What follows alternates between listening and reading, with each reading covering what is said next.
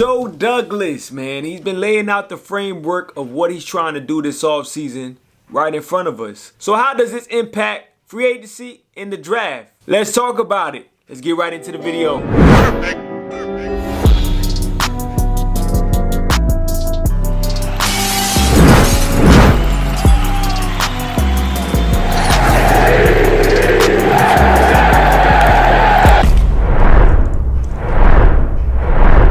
Welcome to Jets Up. My name is Mike and I'm just a New York Jet fan with an opinion. I'm here to provide you all with the latest news, predictions, and analysis of the New York Jets. So consider subscribing. Before we get into the video, let's see what Joe Douglas has laid out for us in the last few weeks. There's a lot of urgency in this league and a lot of competition. We're going to let this process dictate our decision and not a date on the calendar. And so we are going to be thorough. And so I think that's the most important thing for us, to be thorough but urgent. I think Joe and I were talking a couple weeks ago. I think this is the first time in both our careers we've got 2 first-round picks and it leading into a draft. And so not only this year but next year. So I think it's exciting. We've talked to the whole player personnel staff about the excitement of being able to build a roster and do it through the draft with young guys who are hungry, who want to play and want to prove themselves. So with all that said, it seems like Joe Douglas will be valuing these draft picks, all right? So will Deshaun Watson be a New York Jet? For me, it's hard to believe because Joe Douglas seems to be valuing these picks a little too much, So is he willing to part ways with 2, 3, even 4 first-round picks? That's something to consider. Now, if the Miami Dolphins somehow get involved with these trade talks with the Houston Texans, there's a possibility Joe might be in a position that he might have to, unless he's okay with Deshaun Watson being in the division, So that's something to consider as well. Leave me a comment below on what you all think. Will Deshaun Watson be part of the New York Jets? All right, besides that, what we came here for, free agency. How does his mindset of building through the draft impact free agency in the draft? Now let's talk about it right here, right now. So free agency, man, we already have some big targets that we even considering right now. We're talking about Galladay, Tooney, Lindsey, Unique. Who else is out there that's big money? That's about it. At least I can think of off the top of my head. Yes, we have the most cap space, but it does not seem that Joe Douglas is the type to spend money like that. Now, when he talks about building the team, what does he talk about? He talk about building through the trenches. So expect him to go after guys that's on the offensive line and the defensive line. All right, so someone like Tooney, I think he go throw the bag at. All right, on top of that, someone like Unique and Ngakoue, possibility. All right, we need an edge rusher, and I believe Joe Douglas understands that. So we will have to go after some of these prospects. All right, on top of that, the fact is we need corner. We need linebacker. Honestly, we need every damn position. All right, wide receiver is another need. And on top of that, speaking of wide receiver, Jamison Crowder. Now, somebody made a great point, I think, a couple of days ago about how Crowder might not be the type of wide receiver we are looking for. Yes, he's a good wide receiver. He's a good slot receiver at that. But does he fit the scheme? Is he that guy that's gonna take the ball from the slot and do a jet sweep? He's not. He's a slot receiver. That's it. You know what I'm saying? He doesn't bring anything dynamic or special besides his route running. All right, this guy can get open. He has a knack for that. We understand. All right, so hypothetically, all right, we get Samuel, all right, because Samuel should be one of the targets that we go after that wide receiver, in my opinion. All right, we get him. He can do the jet sweep type deal, you know what I'm saying, with this offense, as well as be the slot receiver. He brings speed, something that Joe Douglas wants. If you haven't already heard, he has that mantra, speed kills, you know what I'm saying, and it really does. But besides that, you know what I'm saying, it makes sense, to get Samuel. And on top of that, if we do get Samuel, imagine this. We cut Jamison Crowder. All right. Hold it. We take on Galladay as well. You know what I'm saying? We taking Samuel in, bringing him in to take over for Crowder in his position at slot. And then we bring a number 1 receiver in Galladay. You know what I'm saying? A lot of people also want to say Galladay may be having injury concerns. But don't forget, Galladay had 2 back-to-back 1,000-yard receiving in the last 2 seasons prior to this season, all right, with this injury. So he could be a number 1, I'm telling you. But I don't think that's gonna happen, because I don't think Joe Douglas, based off what I just heard, shopping like that for anybody in particular. All right, so defensive side, let's talk about it. All right, for the defensive side of the ball, we need a corner, we need an edge. Those are the top 2 things I believe we should be going after in Joe Douglas. There are a lot of edge rushers out here, all right, especially ones that can get to the quarterback. My opinion, Yannick Ngakoue again is my top choice. Yes, he's been on 3 different teams last season. If you didn't know, he was Jaguars, then traded to the Vikings, then he ended up getting traded again mid-season to the Ravens. Regardless of all that, yes, his pressures went down, but the guy continued to have sacks production. All right, if you did not know, if you look at his stat record, he has 8 sacks in honestly, practically throughout the entire career, he's averaging about 8 sacks a season. You know what I'm saying? So with that, the dude has consistently been productive. All right, imagine what he can do with someone like Salah on his team. And besides that, there's that Jaguar connection with him and Salah. Let's do it. You know what I'm saying? All right, besides that, Carl Lawson, he's another guy that people talking about. He's young. He can do his thing. Now, at corner, there's a potential guy that I really like in Shaquille Griffin. The fact is, he's 26 years old. I believe he might be 25, but nah, he's 26. 26 years old, had time with the Seattle Seahawks with the cover 3. System is ran practically the same. Maybe a couple wrinkles here and there. But Salah can bring him in and he can be immediate impact. Now, a lot of people talking about him. All right, another guy that we can consider is Witherspoon. He was with the 49ers with Salah. That's another potential pick. Even Kevin King, you know what I'm saying? The fact is, he's 6'3". He seemed like a Richard Sherman type of guy. You can bring him in.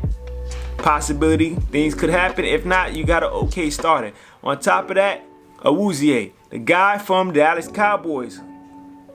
Potential, there's potential. Besides that, will Joe Douglas do this? I don't know, man. All I can say is, if he can come out this draft with an edge in a corner, with a guard, and potentially a wide receiver, those 4 positions, at least 4 guys, I'm good. I'll take quality over quantity any day.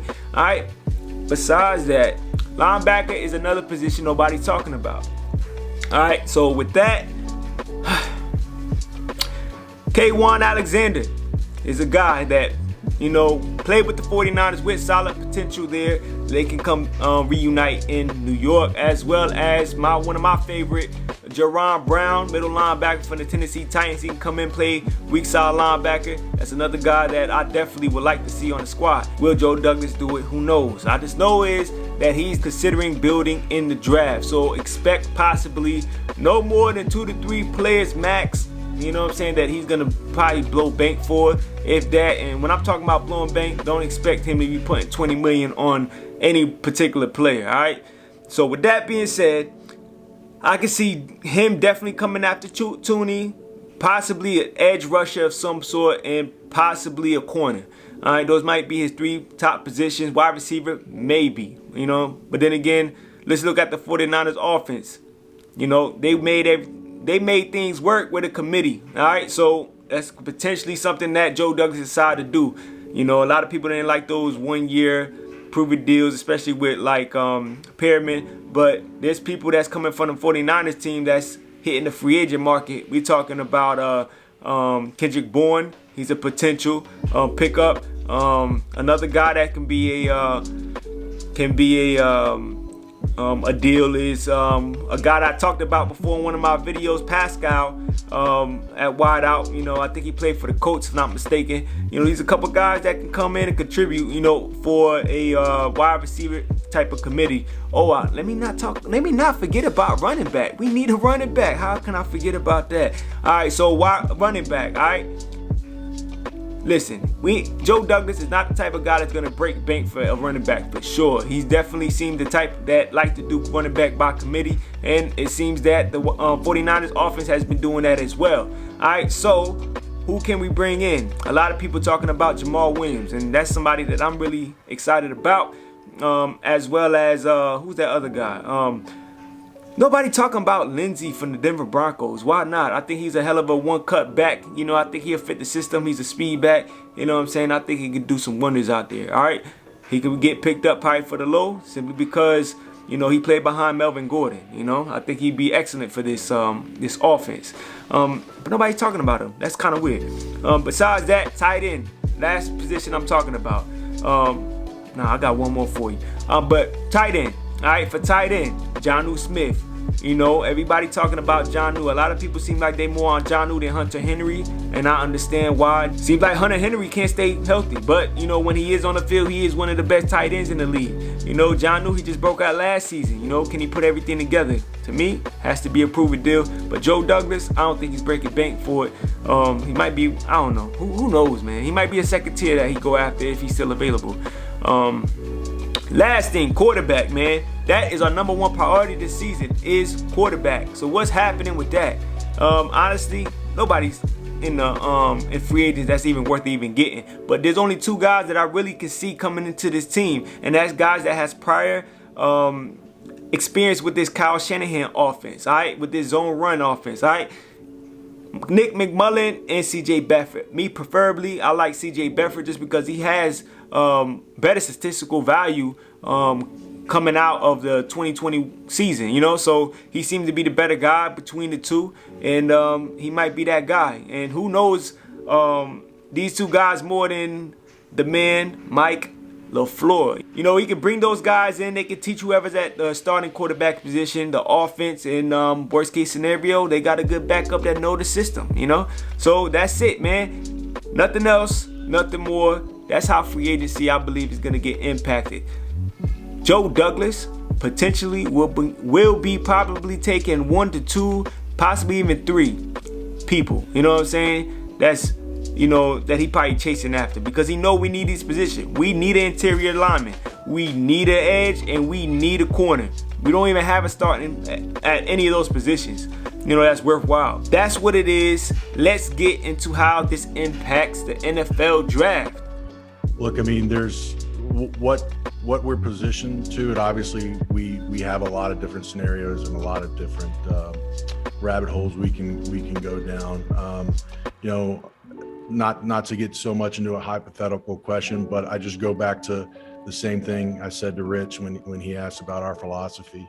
Ultimately, for us to get to where the great teams are, the most consistent teams are, you do that through the draft, and it's the most player-friendly, or it's the most team-friendly market in sports. And so, for us to really be that team that's consistently competing for Super Bowls, we have to hit on our draft picks. All right, so the NFL draft, man, I'm telling you, the fact that he valued these draft picks so much, I believe he will be trading down. You know what I'm saying?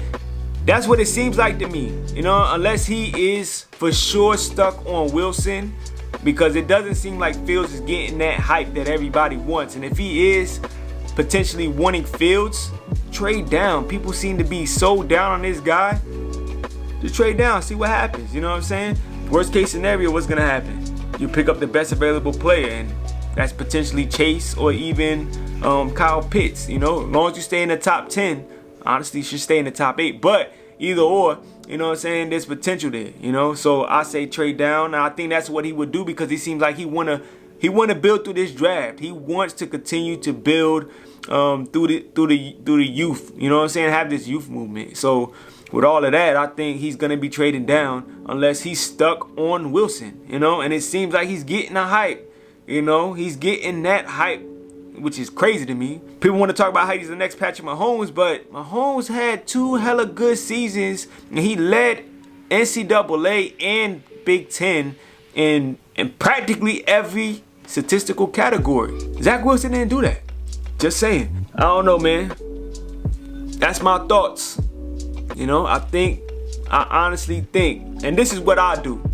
At number 2, because I'm not sold on none of the quarterbacks. Yes, they have upside, but there's question marks for all of them besides Trevor Lawrence. He seems to be the only one that's been consistent, but don't get me wrong, he does have some flaws. I'm trading down from 2, getting back to 5 to 10, and I'm picking the best quarterback, all right? If the quarterback is not there, Justin Fields or Wilson will be my top 2 in that range, 5 to 10. If they're not there, I'm picking best available player. And I'm talking Pitts, Chase, Devontae, what's the other guy name? Waddle. You know what I'm saying? I'm picking the best available guy, you know? That's just me. Shit, even if Sue drop, let's get him. You know what I'm saying? In that range. And we pick up an extra second in the first, potentially this year or next year. You know what I'm saying? So I think Joe Douglas will be valuing these draft picks. And depending on how he feel about the quarterbacks will determine if he trading down or not. Alright, so that's it for the video. I probably went back and forth, but hopefully you enjoyed it. Got some good information, good insight, you know what I'm saying? Might walk away with this with a little something, you know, on your mind. So whatever you have on your mind, go ahead and leave me a comment below. Let's talk about it, you know? In the meantime, go ahead and like, subscribe, and share this video. In the meantime, I'll talk to you guys next time in the next video. Let's go Jets.